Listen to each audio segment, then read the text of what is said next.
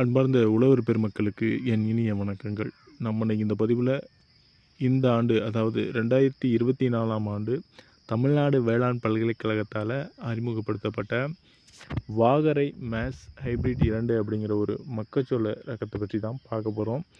அதற்கு முன்னாடி நம்ம சேனலை இன்னும் சப்ஸ்கிரைப் பண்ணவங்க சப்ஸ்கிரைப் பண்ணிங்க. அப்படி கூட உள்ள பெல் ஐக்கானை கிளிக் பண்ணி ஆல் அப்படிங்கிற ஆப்ஷனை செட் பண்ணிக்கோங்க. அப்போ தான் நம்ம போடக்கூடிய ஒவ்வொரு வீடியோக்கான நோட்டிஃபிகேஷனும் உங்களுக்கு வரும். வாங்க வீடியோக்குள்ளே போகலாம்.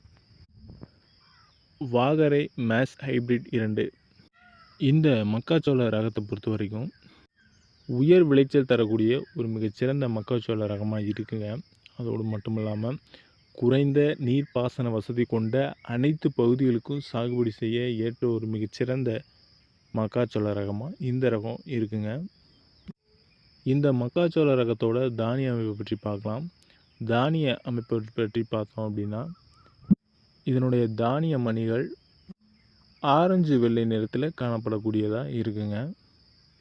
இந்த மக்காச்சோள ரகத்தை பயிர் செய்தோம் அப்படின்னா 81% உயர் விளைச்சல் தரக்கூடிய ஒரு சிறப்பு பண்பை இந்த மக்காச்சோள ரகம் கொண்டு இருக்குங்க.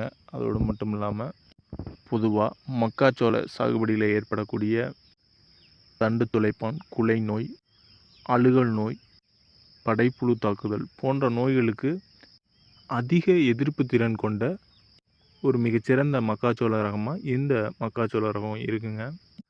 அடுத்ததாக இந்த மக்காச்சோள ரகத்தோட விளைச்சலை பற்றி பார்க்கலாம்.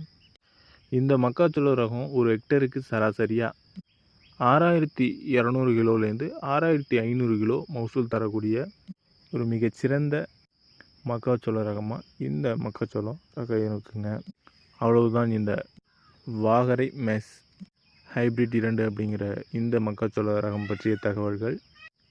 இந்த பதிவு உங்களுக்கு பிடிச்சிருந்தா அப்படின்னா லைக் பண்ணுங்கள், ஷேர் பண்ணுங்கள். இது போன்ற தமிழக வேளாண் பல்கலைக்கழகத்தால் அறிமுகப்படுத்தப்பட்ட அனைத்து பயிர் ரகங்களையும் தெரிந்து கொள்ள நம்முடைய சேனலை சப்ஸ்கிரைப் பண்ணி பக்கத்தில் உள்ள பெல் ஐகானை கிளிக் பண்ணி ஆல் அப்படியே ஆப்ஷனை செட் பண்ணிக்கோங்க.